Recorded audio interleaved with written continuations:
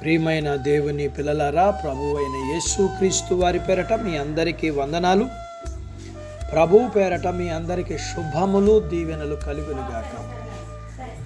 ఈ ఉదయకాలం పరిశుద్ధ గ్రంథం నుండి దేవుని వాక్యాన్ని చదువుకుందాం.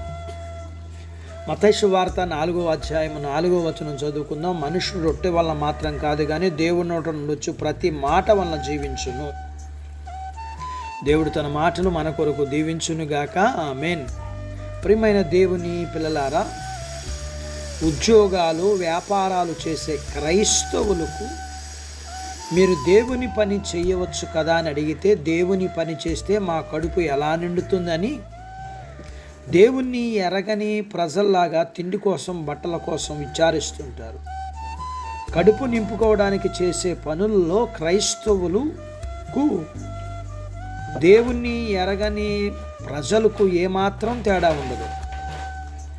దేవుని పని చేస్తే దేవుడు పోషిస్తాడని క్రైస్తవులు ఎవ్వరూ నమ్మరు. కోటి విద్యలు కూటి కోసమే అంటారు కదా. అంటే మనుషులు ఏం చేసినా కేవలం తిండి కోసమే చేస్తున్నారా?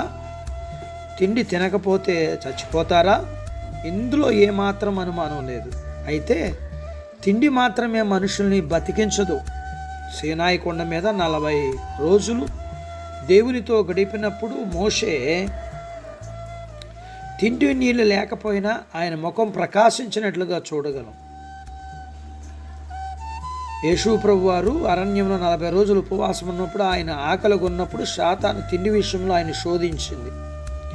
నీవు దేవుని కుమారుడు అయితే రాళ్ళు రొట్టెలగినట్లు ఆజ్ఞాపించమని ఆయన రెచ్చగొట్టింది. రాళ్ళను రొట్టెలుగా చేయగల శక్తి ఆయనకి ఉన్నప్పటికీ ఆయన సాతాను శోధనకు లొంగిపోలేదు. వాక్యం ద్వారా ఎదిరించాడు.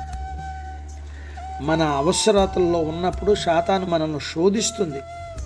మన అవసరతల్లో మనం దేవుని మీద ఆధారపడకుండా మన శక్తి మీదనే ఆధారపడేటట్లుగా ఆధారపడమని రెచ్చగొడుతుంది.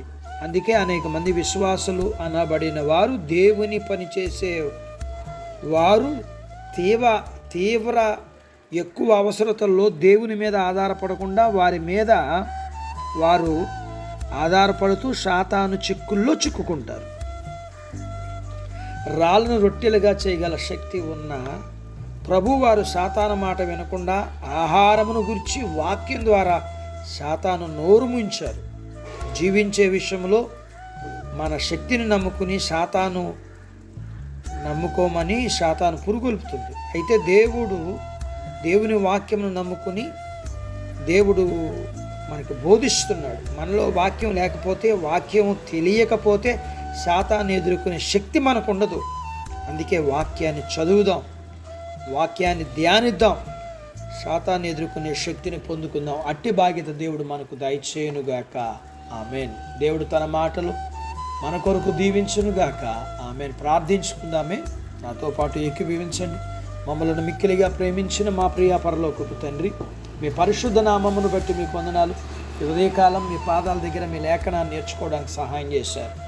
నేర్చుకున్న లేఖనపు సత్య ప్రకారం మీరు రొట్టె వల్ల కాదు కానీ మీ నోట నుండి వచ్చే ప్రతి మాట వల్ల మీరు మమ్మల్ని బ్రతికించే దేవుడుగా మేము తెలుసుకోగలగటానికి మాకు సహాయం చేయండి. మీ పిల్లల్ని మీరు దీవించండి. చిన్న బిడ్డలను, యవనస్తులను, వృద్ధులను, స్త్రీలను, పురుషులను దీవించండి. వారి చదువులు, ఆరోగ్యాలు, ఉద్యోగ ప్రయత్నాల్లో విజయాలు ఇవ్వండి. ఉద్యోగాలలో ప్రమోషన్స్ ఇవ్వండి. చేతి పనులు, వ్యాపారాలు, పొలాలు, పశువులను దీవించండి. వివాహం కాని వారికి అవ్వటానికి, గర్భం లేని వారికి ఇమ్మని, గర్భం కలిగిన వారికి సుఖమైన ప్రసూతి ఇమ్మని, ప్రసూతి అయిన తల్లి పిల్లలకు ఆరోగ్యాలు ఇమ్మని, మీ పిల్లల అవసరాలు, సమస్యలు, బలహీనత, రుణాల నుంచి విడిపించి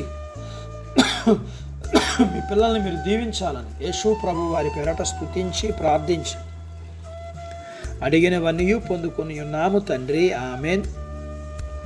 దేవుడు మిమ్మల్ని దీవించునుగాక. ఆమెన్.